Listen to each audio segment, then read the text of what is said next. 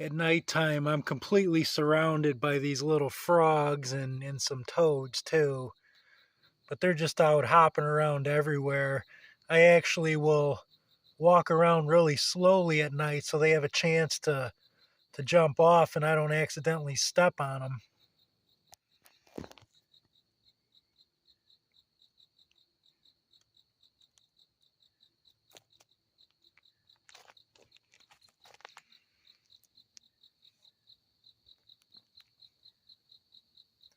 Cool, got them everywhere.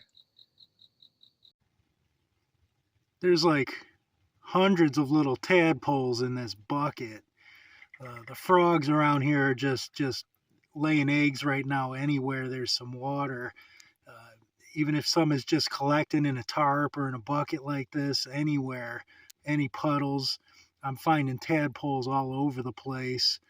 And, I kind of wish they hadn't put it in a lot of these places because when I go to move the tarp, I don't want to kill the tadpoles or there's buckets. So I guess I'm just going to have to leave it because it takes them like 3 months before they become actual frogs that can get out on their own. So from now on, I'll have to make sure that I set any buckets upside down so they don't collect water and then get frogs putting these guys in there. Here's just a little rainwater collected on a tarp that I covered up some lumber with, and as you can see, there's tadpoles all over the place. So yeah, anywhere where it's a little bit of water collects, you'll find them there. Anywhere else where water collects, I'm finding these little guys right there. They're called backswimmers. And that's because they actually swim upside down. They got like two paddle-like legs, but they're upside down. It's the phone isn't focusing real good on them, but they swim upside down when they move around. And even though they're kind of an aquatic insect, they can actually fly really good. So I found them all over the place, like even in Brute's water bowl, and I'm like what are they doing in here? So I just reach in and grab them and throw them in a different spot of water. But I actually didn't know that they will sting you pretty good because they're a predator and they have like these mouthpieces that they sting prey with and paralyze them so then they can eat them. And it's not enough toxin to actually harm a human, but it'll still, irritate the area, kind of like getting a bee sting or something.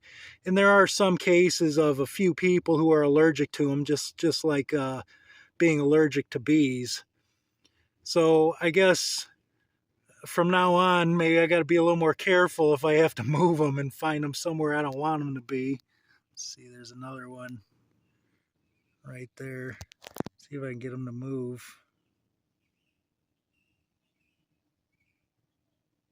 There he goes.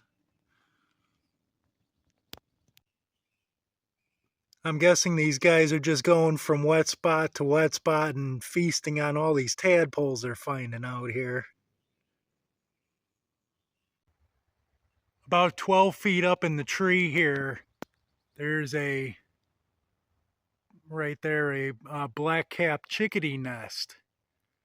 And I'm actually surprised because it's just hanging to the branches there. The other night we had an extremely windy weather and it managed to stick up there. All I can see was that down on the ground here, there's one broken egg.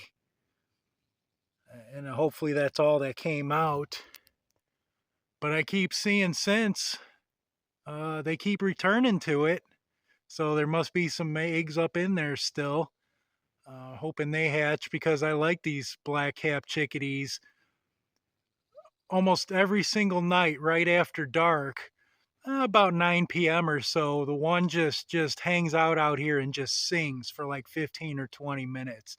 I mean, I can almost set my clock by it. He's just every night it gets dark and I can say, yep, he's going to start singing here pretty soon, and sure enough, he always shows up.